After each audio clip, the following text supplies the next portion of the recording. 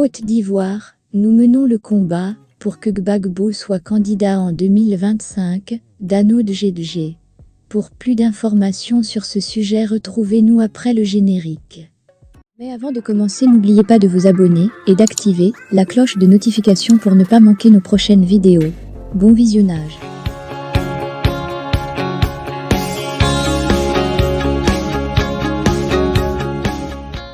Le parti de Laurent Gbagbo n'a pas encore dit son dernier mot sur son exclusion de la liste électorale. Le Parti des peuples africains de Côte d'Ivoire, PPACT, mène le combat pour le ramener au pouvoir d'État en 2025. C'est ce qu'a réitéré, hier, PR Danoud Gedje Sébastien, président exécutif du PPACT, lors du 22e numéro de la tribune du PPACT, à son siège ici à la Riviera 3.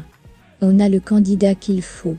Nous allons mener cette bataille politique. C'est de demander à ce gouvernement de quitter le pouvoir par la voie démocratique. Nous avons les moyens humains.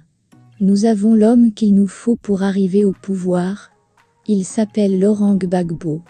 Ce seul moyen suffit pour impacter les autres moyens et qu'on se mobilise autour de lui pour reprendre le pouvoir de façon démocratique. Nous menons la lutte d'une élection juste, transparente et participative.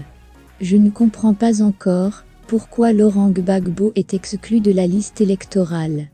Nous allons mener la lutte pour qu'il soit sur la liste électorale et qu'il soit candidat à l'élection présidentielle de 2025.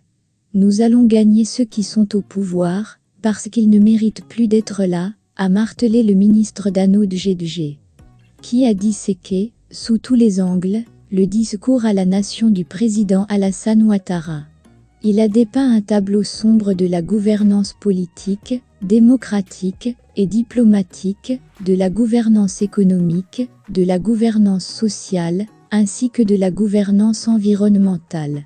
Les observateurs attentifs de la vie politique ivoirienne auront vite compris qu'il s'était, à la vérité, agi d'une répétition des séances d'autocélébration des années précédentes auxquelles les Ivoiriens sont désormais habitués.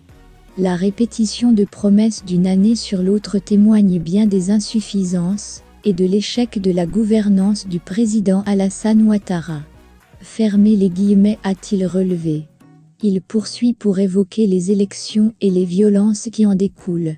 La démocratie fonctionne de manière inefficace et ne jouit que d'une confiance très relative de la part de la population, eu égard aux intempestives convulsions pré- et post-électorales.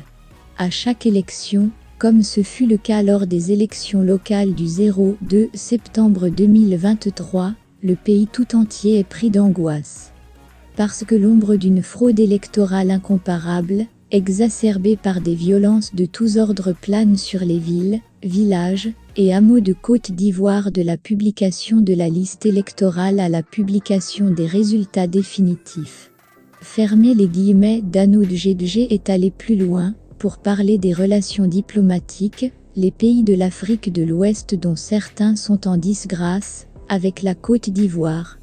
Par ailleurs, le chef de l'État a fait mention de la réaffirmation du leadership diplomatique de la Côte d'Ivoire.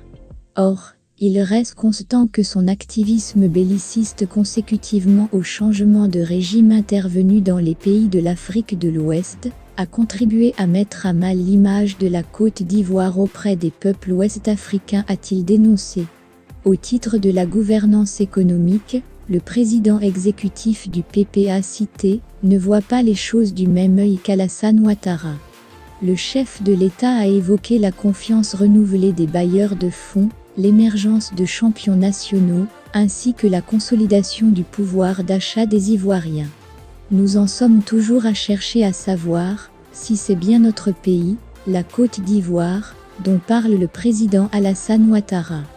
Les faits qu'il convoque, à cette fin, sont très loin de la réalité. Fermez les guillemets, avec un lourd endettement de près de 3 000 milliards FCFA, et le PPTE, le président exécutif du PPACT, dit ne pas comprendre que sur les 82 000 km de réseau routier en Côte d'Ivoire, 9% seulement des routes sont bitumées. 18% des voix demeurent en terre rattrapée. Les autres 73% sont à l'agonie. Il conclut que le PPA cité constate, en définitive et avec regret que, sous le chef de l'État Alassane Ouattara, la gouvernance peine à répondre aux attentes des Ivoiriennes et des Ivoiriens. Bien au contraire, elle consacre le recul des acquis démocratiques et a pour ultime conséquence l'instabilité politique, la vulnérabilité économique et la précarité sociale. Fermé.